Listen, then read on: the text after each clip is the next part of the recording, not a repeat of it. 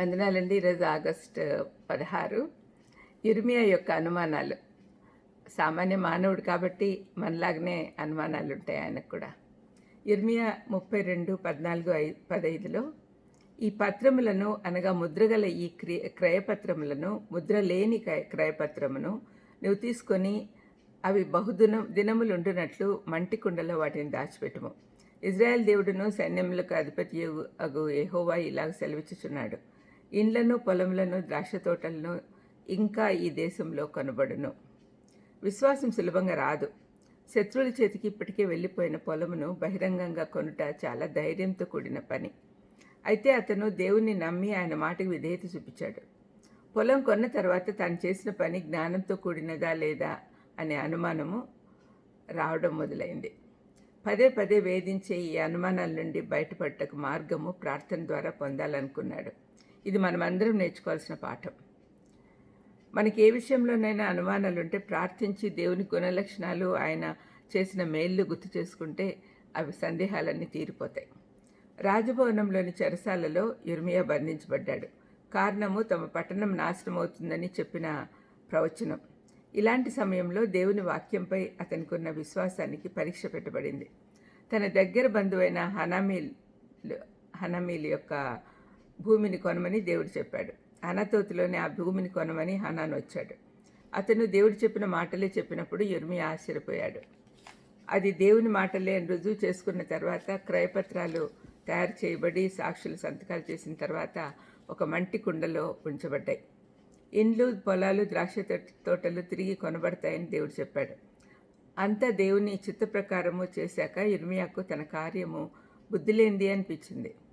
దానికి కారణము బబులోను సైన్యము పట్టణపు ద్వారం యొద్ద ఉన్నది. అందుకే అతని మనసులో అనుమానాలు మొదలయ్యాయి. తన అనుమాన నివృత్తి కోసం ప్రార్థించడం మొదలుపెట్టాడు. తన సమస్యలు దేవుని యొద్దకు తెచ్చి ఇంతకుముందు దేవుని క్రియల ద్వారా చూసిన దేవుని శక్తి, జ్ఞానము జ్ఞాపకం తెచ్చుకొని దేవునికి అసాధ్యమైనది ఏదీ లేదనే ఆలోచన కలిగింది. దేవుని నమ్మకత్వము, ప్రజల అపజయాలు, శత్రువుల ఉద్దేశాలు, శత్రువులు తమ రాజ్యాన్ని చేయించినాక చేసిన అకృత్యాలు అన్నీ ప్రార్థనలో పొందుపరిచాడు. 32:25లో అతని మాటలు వింటూ అతని మనస్థితి అర్థమవుతుంది. యెహోవా ప్రభువా, ధనమిచ్చి ఈ పొలమును కొనుక్కొని సాక్షులను పిలుచుకోమని నువ్వే నాతో సెలవిచ్చితివి. అయితే ఈ పట్టణం కల్దీయుల చేతికి అప్పగించబడుతున్నది కదా అని దేవుణ్ణి తప్పుపడుతున్నాడు. అప్పుడు దేవుడిచ్చిన సమాధానము తరతరాల నుండి అనుమానాలతో నిండిపోయి ఉన్న వారందరికీ అన్వయించుకోవచ్చు. 32:27లో దేవుడు ఇలాగంటున్నాడు, నేను యెహోవాను, సర్వ శరీరాలకు దేవుడును, నాకు అసాధ్యమైనది ఏది ఉండునా అన్నాడు. ఇదే మాట అబ్రహాము శారా గర్భవతి అవుతుందని చెప్పినప్పుడు ఇది సాధ్యమా అన్నాడు. అంటే వెంటనే దేవుడి మాట అన్నాడు, దేవునికి అసాధ్యమైనది ఏదైనా ఉందా అని. ఆ మాట అప్పటి నుంచి ఇప్పటి వరకు కూడా అదే మాట్లాడుతూ ఉన్నాడు. యిర్మీయా ఏది దాచుకోకుండా తన సమస్యలు, అనుమానాలన్నీ దేవుని సన్నిధికి తెచ్చాడు. అలజడితో ఉన్న మనస్సులను సేదతీర్చే శక్తి ఆయనకు మాత్రమే ఉంది. మనము మన సమస్యలన్నీ ప్రార్థన ద్వారా దేవుని ఎద్దకు తీసుకెళ్లడం లేదు కాబట్టి అనవసరమైన దుఃఖం అనుభవిస్తూ ఉన్నాం. ప్రార్థన చేసుకుందాం. దయమేట యేసునాయనా, అవును తండ్రి, ఎన్నోసార్లు మా సమస్యలు మీ దగ్గర తీసుకురాలేకపోతున్నందుకు మేము అలజడితో నిండిపోయి ఉంటున్నాం తండ్రి.